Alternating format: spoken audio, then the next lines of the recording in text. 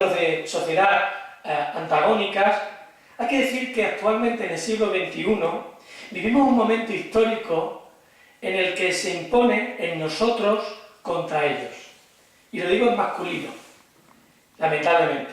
En el que se levantan muros físicos y barreras mentales que muchas veces tienen mayor influencia incluso que la física para diferenciar a nosotros frente a ellos. De manera que hay sectores sociales supuestamente antagónicos que tienen que luchar por obtener y por lograr un espacio en combate. Y eso nos lleva a hablar de un término que he utilizado en varias ocasiones en algunas reflexiones públicas, la mayoría escritas en la prensa extremeña, y es que vivimos un momento de sociedades de fronteras. Curiosamente, resulta paradójico que en un mundo globalizado se establezcan cada vez más fronteras. Fronteras en las que parece que las instituciones políticas se erigen como todopoderosas frente a actores sociales, de los que se han hablado anteriormente, que están, desde mi punto de vista, plenamente desorientados y desmovilizados. Eso sí, parece como si hubiera una especie de fuerza centrípeta en la que se hubiera apoderado de estos responsables políticos, de esa sociedad civil desorganizada, y en la que se generan movimientos de nacionalismos y otros ismos que van en contra de la convivencia en igualdad. Y quería hablar de tres ejemplos que tienen que ver con todo esto que os estoy explicando. Por un lado, hablaría de las crisis humanitarias, situaciones de emergencia, de necesidades básicas no cubiertas en masas de población en países como Yemen, Siria, Sudán, Congo, Angola, curiosamente la mayoría ubicados en países de África y de Asia. Pero también quiero decir que América está sufriendo. Y quiero decir porque hace recientemente, 48 horas, me llamaba muchísimo la atención una imagen que veía en televisión con motivo de una noticia en la que en esa caravana de hondureños y hondureñas, y también de centroamericanos, después de recorrer miles de kilómetros por una zona de América Latina como es Centroamérica, llegan a Tijuana, llegan a México. Y me llamaba la atención cómo había residentes de estos países, que también son pobres, por cierto, que no querían que esos otros más pobres pudieran ocupar ese espacio privado, ese espacio público, y sobre todo compartir recursos que ponían en jaque el bienestar y la confortabilidad social de los que viven, en este caso, en Tijuana. Decían aquello de stop a la invasión, primero México. Y me recordó automáticamente que el vecino de arriba, curiosamente el gobierno de Trump, está practicando exactamente lo mismo, pero curiosamente con los mexicanos. Es decir, America first, we are to... Bueno, voy a hacer América otra vez grande. Viene a ser un poco el título que ha utilizado en su campaña y que sigue utilizando permanentemente. ¿Cuál es mi conclusión sobre este asunto de crisis humanitaria? Pues que entre pobres, lamentablemente, de diferentes etnias, de diferentes grupos sociales, hay rivalidades. Porque la pobreza siempre ha generado conductas de supervivencia humana y que llevan a estas situaciones de conflictividad entre grupos sociales y grupos étnicos. El segundo ejemplo que quería manifestar en este foro es el de la violencia de género, o también llamada violencia machista. Y lo digo en un día como hoy, a 4 días de celebrarse el Día Internacional de la Lucha contra la Violencia de Género. Mirad, según datos de Naciones Unidas, el 35% de las mujeres de todo el mundo han sufrido violencia física y o sexual por parte de su compañero sentimental. Y lo que es más grave, esa violencia sexual por parte también de otras personas distinto a su compañero sentimental en un estado de impunidad completamente para esas personas que abusan de otras. Un estudio reciente de 27 universidades en 2015 reveló que el 23% de las estudiantes universitarias habían sufrido o eran víctimas de agresiones sexuales. ¿Qué país es? Estados Unidos. Lo digo para que entendáis que esto de la desigualdad, de la pobreza, la marginación, de la violencia en definitiva, no es cosa solamente de países pobres o desfavorecidos o en vías de desarrollo, sino que también se da en ese llamado mundo desarrollado.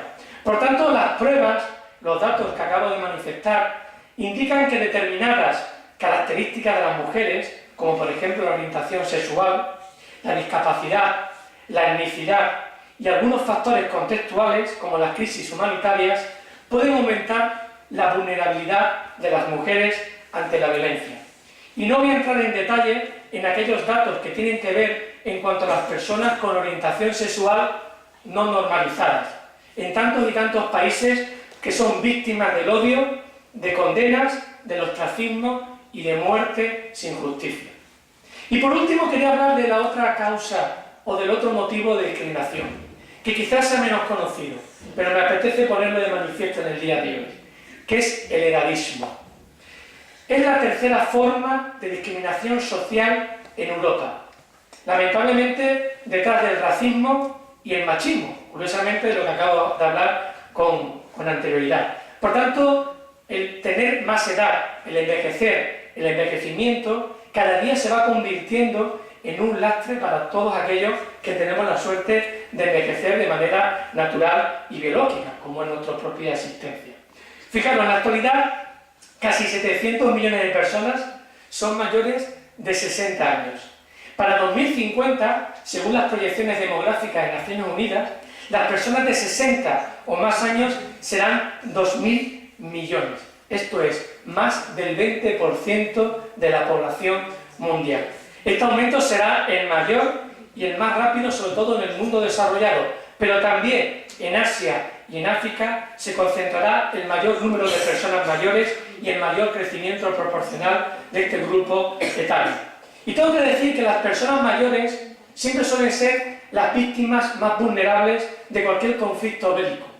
Suelen ser los grandes olvidados, los grandes apartados, y sobre todo en algunas sociedades, como decía, que viven en el ostracismo como aquellos elefantes que van buscando el momento de apartarse del resto de la tribu. Y por supuesto, personas siempre sacrificadas por el bienestar de su familia.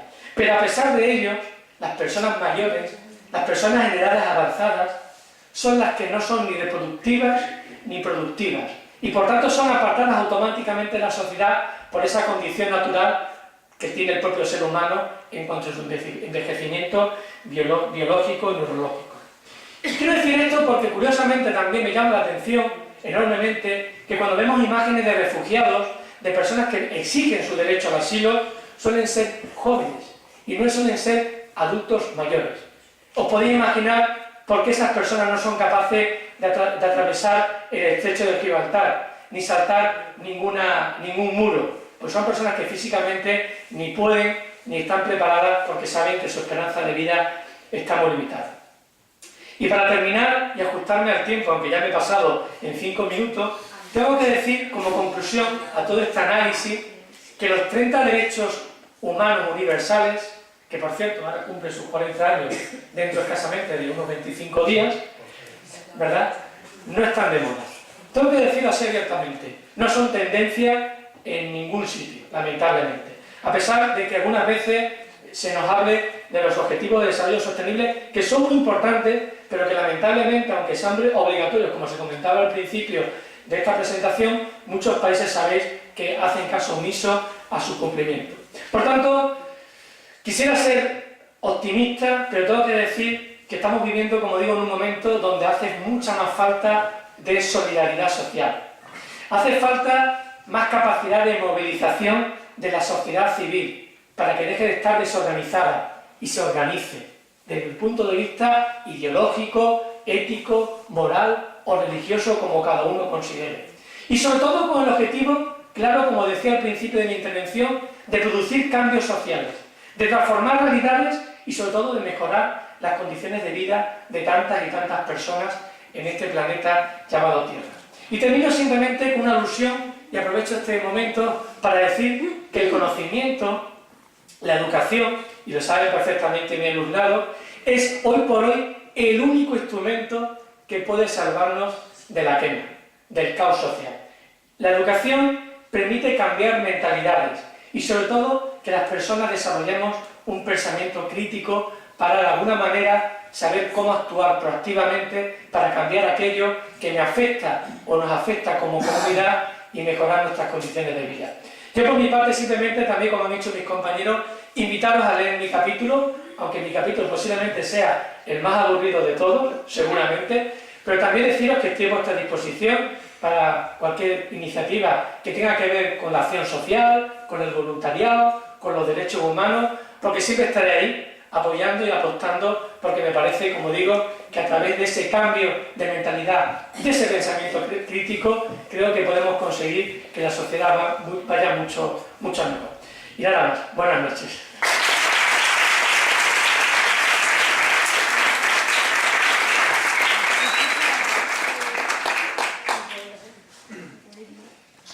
Muchísimas gracias a los compañeros y partícipes en el libro, sobre todo por la brevedad y la síntesis. No es fácil, ¿eh? No es fácil. 7, 8 minutos, algunos 14, pero en fin, lo va a hacer. Siempre ha habido diferencias. No es fácil. Y no es fácil. Y además, una cosa, si ustedes me permiten, una añadida. Y es que yo creo que de las intervenciones que se han ido desgranando esta noche, si algo se aprecia, que la universidad es fuente de conocimiento. Fuente de conocimiento. Eso que parece una obviedad, a veces se olvida. Pero diría otra cosa más. Compañeros, vicerrector, tenemos el reto de sacar este conocimiento de las aulas. De que en la medida de lo posible, estamos tratando la cooperación, aquí otros colegas, profesores también, que aquello que entendemos nosotros es útil a la sociedad, tengamos el empeño en sacarlo, en darlo a conocer, y aún seguro que nos lo van a agradecer. Yo creo que este es un reto de futuro. Ahora, como bien ha dicho el vicerrector, hay elecciones, tenemos 3 rectores, ojalá alguno tome el guante y esto verdaderamente lo hagamos una realidad. Es muy necesario, creo, muy necesario, en tiempos de turbulencia, en tiempos en que verdaderamente parece que no hay una guía clara, como muy bien he dicho vosotros, porque verdaderamente hay una situación compleja en la sociedad. Yo creo que los universitarios, los profesores, en este caso, los investigadores, tenemos el deber de informar a la sociedad, informarla en la buena dirección, sobre todo con conocimientos contrastados y que realmente aporten lo que necesita la sociedad, que es una guía que les ilumine en tantas y tantas cuestiones complejas, como decía anteriormente, que tenemos.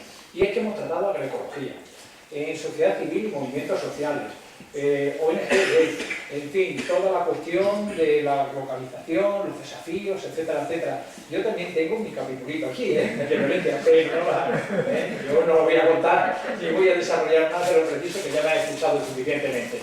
Ahí me callo. 2 cuestiones solamente. Ahora se abre un debate de aquellas cuestiones que ustedes entiendan que pueden preguntar, si os parece, nos venimos todos aquí y que nos vean. Y en segundo lugar, por favor, no se vea ninguno, porque aquellos que veo que algunos lo tienen, otros que no tenéis libros, se os va a regalar, ¿vale? Y del mismo modo, como ya se ha adelantado anteriormente, pues si entendéis cómo podemos firmar y demás, encantado en hacer una dedicatoria que en nuestro ánimo, desde luego, está, ¿no? Así es que, si os parece bien, compañeros, pues venid un poco para acá, nos ponemos todos de pie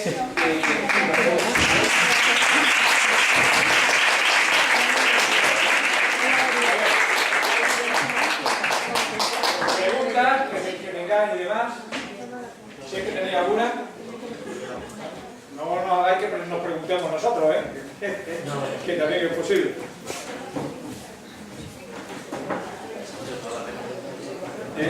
A ver, venga, Alberto.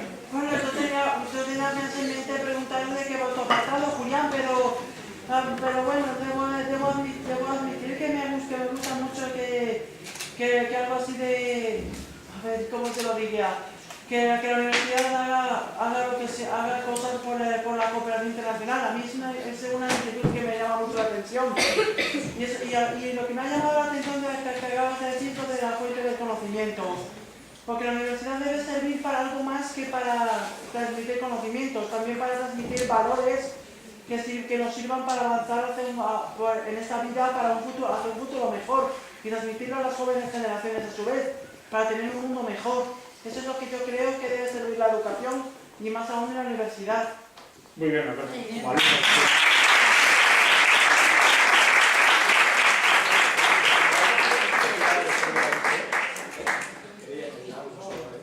Muy bien, muy bien. A ver, ¿alguna cuestión más? A ver, Nando, venga. Yo, si hago una es un reto hacia la universidad, ¿no? O sea, nosotros que somos la punta de lanza Europa y somos a nivel de universidades las que exportamos conocimiento y exportamos muchas veces licenciados, doctores, porque aquí ya no los podemos asumir como universidades. Y hay una cosa que yo, que allí la vivo a diario, me llama mucho la atención que aquí no se haga, y es la falta de pérdida de capital en voluntariado que tenemos hacia la universidad. ¿A qué me refiero? Cuando a nosotros nos llegan allí, tanto en Panamá, en Costa Rica o en Argentina, incluso en Colombia, en Chile, todos los alumnos tienen que realizar 180 horas de trabajo de voluntariado en cada uno de sus cursos. ¿Por qué? Porque es la única manera de que realmente también el alumno devuelva parte de lo que recibe por la educación más o menos gratuita, entre comillas, pero aquí no veo yo que las universidades hagan porque el alumnado tenga como parte de su formación educativa esas 180 horas de voluntariado donde ellos decidan para desarrollar parte de sus conocimientos. Nosotros lo tenemos en el tema de economistas, tenemos fisios, tenemos agrónomos, tenemos un montón de alumnos que vienen a desarrollar lo que aprenden en la universidad haciendo voluntariado, ya sea en comunidades, en el entorno rural, con mujeres, en temas de empoderamiento, ayudando en temas de financiación, etcétera, etcétera. ¿Por qué las universidades españolas no desarrollan el voluntariado como parte de la formación del alumnado?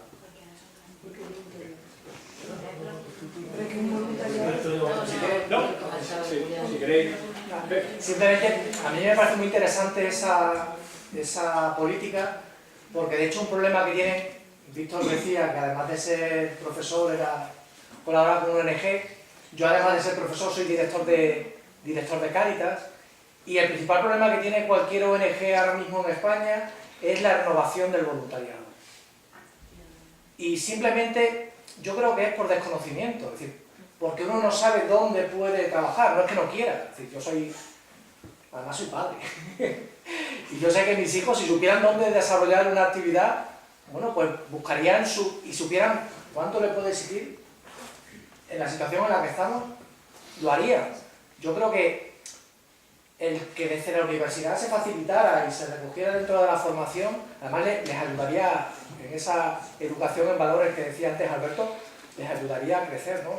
La verdad que es envidiable una política de ese tipo para mejorar la formación de los alumnos. El compromiso. Totalmente. Yo coincido con lo que tú dices y te puedo decir que desde la Oficina de Cooperación hemos creado una web expresamente de voluntariado para que los alumnos que querrán saber en acción contra el hambre, en fin, en el abanico de ONG que tenemos aquí en Extremadura, pues que pudieran hacer labores de voluntariado. Se van a apuntar, se van a comprometer, pero yo iría más. En principio de mi intervención hacía mención a la Agenda 2030. Igual que indicaba que creo que nos tenemos que comprometer todos, creo también que en la universidad debía haber materias transversales, ingenieros, letras, derecho, algunas que tocan ese tema. Pero del mismo modo, igualmente, también el tema de voluntariado. Desde luego es un empeño en él. Yo confío que ya los que vengan con aires nuevos y con temas de hecho, algunos en su, digamos, programa político ya contempla, y es muy saludable, uno de ellos, pues que los ODS puedan tener un contenido transversal a la universidad, ya vamos dando paso en esa dirección, y yo creo que el otro, el que tú comentas, va a ser una necesidad. No podemos formar a chicos, y aquí está la mayoría son alumnos, con conocimiento en una materia expresamente.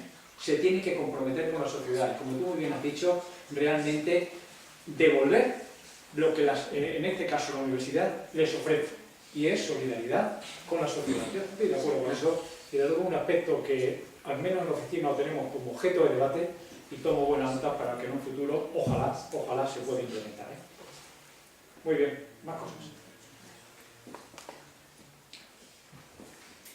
Hola, yo solamente quería, me parece muy interesante el debate que habéis abierto sobre el voluntariado, pero voluntad viene de un verbo latino, volo, que significa querer. A mí me parece que a mí me encantaría que hubiese más voluntarios. Mi ONG cumple 25 años este otoño. ¿Cuál es? Amnistía Internacional, en el grupo de Badajoz. Y yo, que tengo 52 años, soy el más joven del grupo prácticamente. Cosa que también tiene sus cosas buenas, porque algunos de los que lo fundamos son jubilados y ahora tienen mucho tiempo libre para dar charlas e ir a todos los sitios. Y además, ahora como se hace uno viejo mucho más tarde, la gente con 70 años tiene una hiperactividad que no los puedes parar, a mí me parece que las cosas que perdemos por un lado las vamos ganando. Pero hay una cosa que sí que está clara, la solidaridad y la voluntariedad. El voluntariado tiene que partir de la voluntad. Tenemos que crear las condiciones para que la gente más joven quiera ser voluntaria. Pero a mí la idea de que en América Latina o en algunos sitios la gente tenga que pasar 180 horas de voluntariado, eso es un oxímoron, no va a ningún lado. O sea, si son 180 horas obligatorias, son cualquier cosa menos voluntariado. Y yo creo que lo que tenemos que hacer es trabajar lo otro, es decir, ¿por qué hay gente joven que no dedica parte de su tiempo a lo que quiera? A mejorar las cuestiones de medio ambiente, a mejorar las desigualdades sociales u otras cosas. Planteémonos, quienes estáis en las instituciones académicas, en las ONGs, en las organizaciones políticas, ¿por qué no llegamos a la gente joven para que haga eso? A lo mejor no estamos haciendo bien nosotros esa tarea. Y si se la facilitamos, ellas y ellos acabarán acercándose.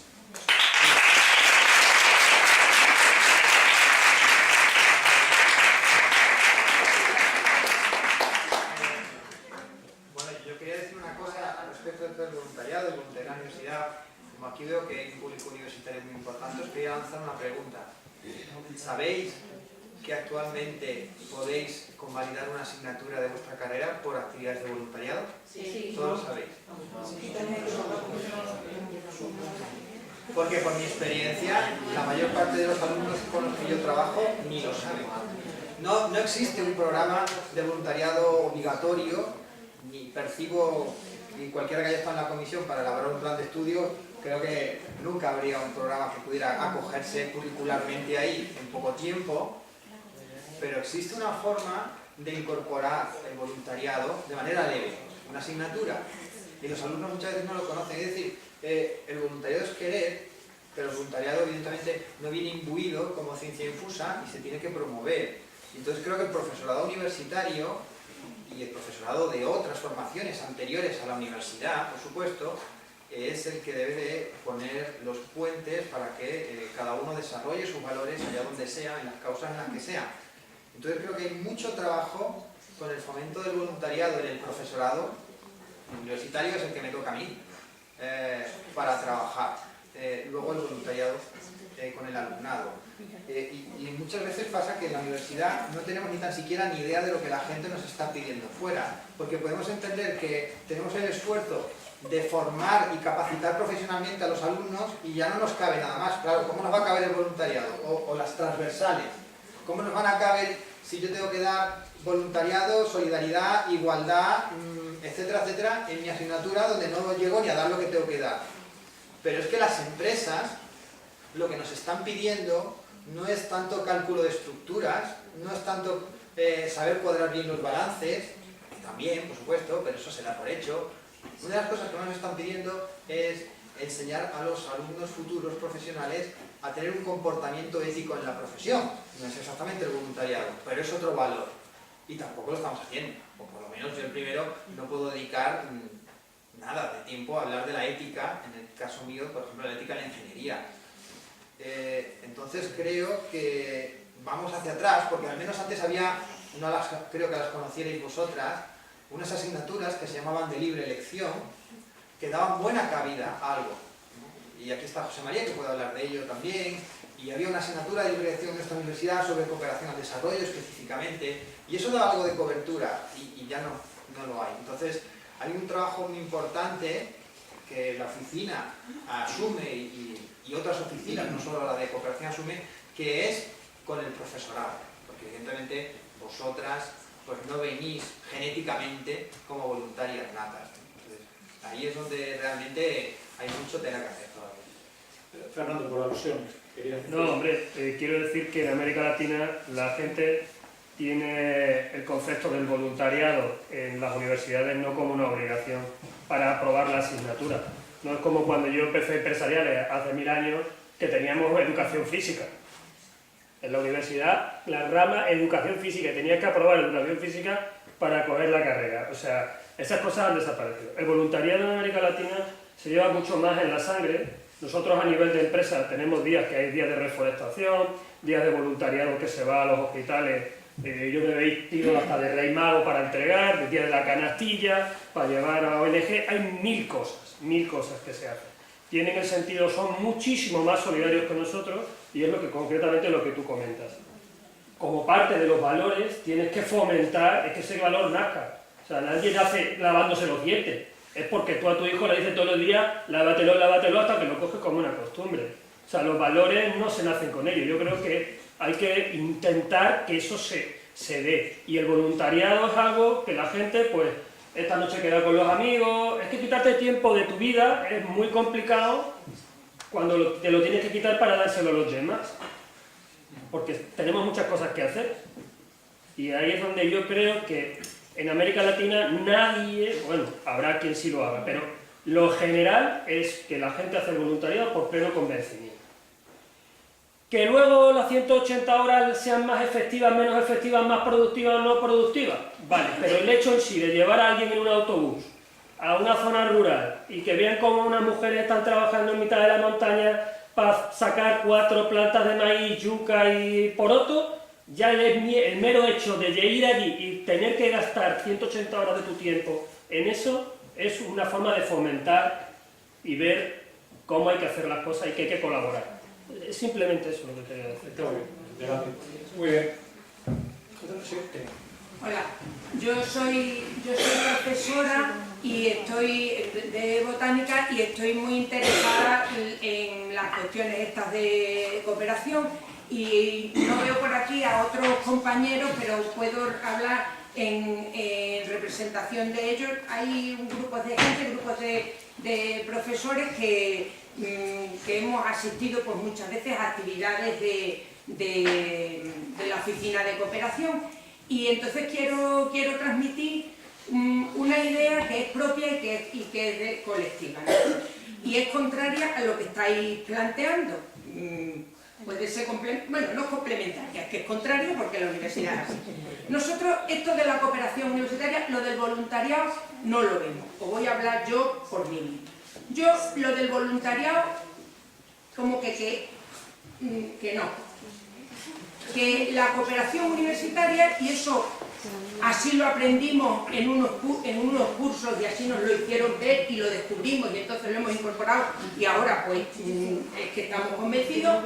Yo quiero ser una profesora universitaria que trabaja, estoy convencida, en cooperación universitaria, pero yo no estoy dispuesta por una serie de cosas a hacer voluntariado. Yo no quiero hacer voluntariado, ni quiero que mis alumnos hagan voluntariado. Yo quiero que hagan cooperación universitaria. O sea, yo quiero hacer en mi horario de trabajo. No quiero hacer nada extra. Y es más, me gusta que los demás compañeros míos también, todos lo queremos hacer en nuestro horario de trabajo. ¿Qué queremos decir con eso? Que se pueda, que nosotros creemos y buscamos cómo, se puede hacer solidaridad en horario de trabajo. ¿Cómo? La farmacología yo la puedo explicar de muchas maneras. Me voy a poner un poquito de pie porque es que me sale la cosa del profesor. La farmacología yo la puedo explicar de muchas maneras. La economía yo la puedo explicar de muchas maneras. La botánica, que yo soy profesora de botánica, me tengo que buscar la vida, pero puedo explicarla de muchas maneras.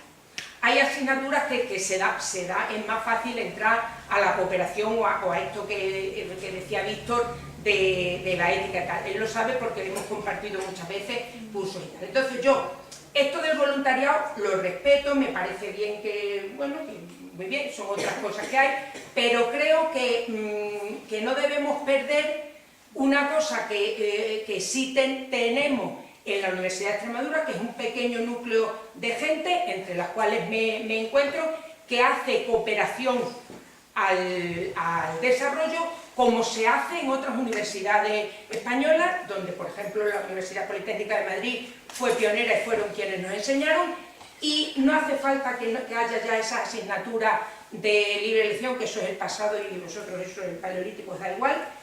con lo que ahora tenemos y creo que por eso es por lo que tenemos que luchar. Yo reivindico eso, hacerlo, o sea, es que lo que hay es que cambiar el enfoque. Y los problemas de matemáticas, pues igual que muchas veces, a lo mejor hay que los enunciados de los problemas cambiarlos, o sea, es que el mundo, es que las asignaturas que damos las damos desde el norte. ¿Creo yo? Pues yo por lo menos a mí me pasa. Importante es que esto se plantee, y que se plantee no en las aulas, sino que se hable aquí, que estas cuestiones que están muy en la actualidad, pues que realmente podamos darle más. ¿Alguna cuestión que queráis? No, yo creo que esto del voluntariado, los que somos voluntarios y participamos en distintas entidades sociales no lucrativas, es algo que no se impone, sino algo que se adquiere con el paso del tiempo y que de alguna manera forma parte de tu proceso de socialización. Es decir, si tú en tu familia observas ese tipo de comportamiento, de conductas prosociales, probablemente tengas más tendencia que otras personas a que el día de mañana tengas una parte de tu tiempo dedicado a desarrollar acciones de voluntariado en favor de diferentes causas sociales. Pero aquí sí que quiero hacer también un poco de autocrítica, y hoy estoy un poco autocrítico, y ya sabéis que lo suelo ser habitualmente. Creo que para que haya voluntarios y voluntarias en la Universidad de Extremadura, tiene que haber ejemplos. Y lamentablemente yo veo pocos ejemplos. Es decir, siempre nos vemos los mismos en este tipo de saraos. Y perdonad que utilice esta expresión. Veo siempre a Jesús, ¿verdad? Sí. Veo a Víctor, veo a Julián, veo a José María, y veo los mismos de siempre. Y encima, y ahora que nadie nos escucha, aunque está aquí la autoridad, somos criticados muchas veces porque has faltado ese día a clase. Y a lo mejor no faltas porque estés tomándote un vino con tus amigos, sino porque estás aquí en una actividad. Pero, curiosamente, el decano de tu facultad no lo entiende y te pone falta y te manda al inspector. Así no podemos hacer ejemplos de ningún tipo para conseguir que nuestros jóvenes estudiantes quieran dedicarse al voluntariado. Si los propios profesores y profesoras no estamos dispuestos a entender que esto es el voluntariado. Yo respeto la opinión de Trini, que no le gusta ejercer de voluntaria, pero seguramente una persona comprometida socialmente, seguramente lo es, y seguramente dentro de su facultad también sea un bicho raro, porque al final la cuestión es que, y perdona, es que al final es eso, o sea, los bichos raros contra una mayoría en la comunidad universitaria que va por todo derrotero, que no son ni mejores ni peores. Ojo, yo los respeto, son legítimos, como lo que los demás hemos optado por hacer, pero sinceramente, si no hay ejemplos, no podemos conseguir que la acción social, el voluntariado, la cooperación internacional de desarrollo forme parte de ese ADN de la comunidad educativa universitaria.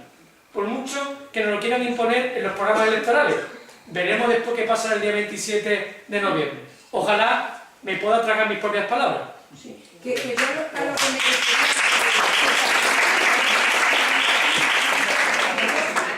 que me refería era a cosas, por concretar en cosas sencillas, las cosas que nos enseñaban y a lo que nosotros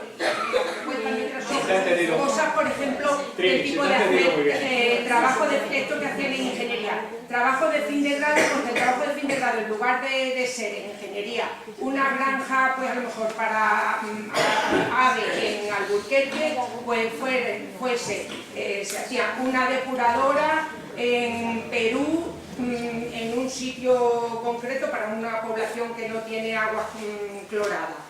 Es decir, y lo que tú haces es el trabajo de fin de grado, o sea que no estás haciendo un voluntariado porque tú el trabajo de fin de grado lo tienes que hacer y tú diriges ese trabajo de fin de grado, que es un trabajo de fin de grado, lo único que la temática es una temática de cooperación, ¿entiendes? A eso es a lo que me refiero con hacerlo en hora de trabajo. A ver, Juana, ¿quieres decir algo? No, sí, yo puedo quedar también mal, porque todos han hablado, entonces creo que hay una parte importante del voluntariado, que es el tomar conciencia de lo que tenemos al lado. Yo siempre me maravilla la gente que trabaja en letras y me da una pena de que no tengamos letras aquí también, porque es otro mundo distinto. El mundo de las ciencias, el profesorado, la mayoría de ellos, a pesar de que he visto a mis compañeros que son una gente tremenda en todo lo que ellos te están diciendo, pero en el mundo de las ciencias parece que el alumno no tiene por qué estar implicado en los problemas de alrededor, tiene que ser muy inteligente, tiene que estar muy centrado en lo que tiene que hacer, sacar cuanto antes su carrera, ponerse inmediatamente a trabajar, sacar sus capacidades, sus competencias, sus cosas, y cuando llega un profesor y dice, ¿sabéis lo que ha pasado en...? No desconoce el alumnado, por lo menos el mío, lo que pasa a su alrededor. En este caso, para mí, el voluntariado de mis alumnos para el día de hoy, para el día de mañana, para 4 o 5 días, o sea, para lo que es el presente continuo, sería que supieran cuál es la problemática de lo que les rodea, ser conscientes de lo que significa estos cambios que se están viendo en economía. Yo soy de agrarias y evidentemente yo les explico agroecología de lo que sucede con el tema político y la agroecología, pero es muy importante lo que está sucediendo en la política agraria de este momento y en sus padres que son agricultores y sus abuelos, sus primos y toda la gente que les rodea, y no saben nada, se aíslan, la universidad les aísla y ellos están muy cómodos con ese aislamiento. Entonces, lo primero es simplemente levantarse por la mañana y decir ¿qué sucede a mi alrededor? Pero no a mi alrededor en China, que también es interesante. ¿Qué sucede a mi alrededor en Extremadura? Y ahí yo creo que empieza la primera acción social de lo que después va a ser el voluntariado a otro nivel. Pero no sabemos lo que está pasando con nuestro compañero de al lado, ni sabemos. Y parece que en ciencias da como repelús meterse en esas cosas, tanto al profesorado como al alumnado. Yo les obligo a que por la mañana traigan una noticia. Todos los días tienen que traer una noticia y empezamos la clase hablando sobre ello. Y así me parece a mí que también un poquito salimos de ese ostracismo que implica el ser tan sumamente de ciencias. ¿Vale?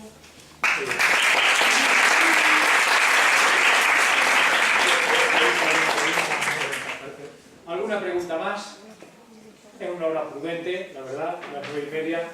Yo creo que, la verdad, muy agradecido, repito, por la lección. Tenéis el libro, se regala, y por supuesto que tengáis un presente en la universidad, que hoy por hoy es una institución señera en lo que es el ¿verdad? Muchas gracias, Antonio, por estar aquí.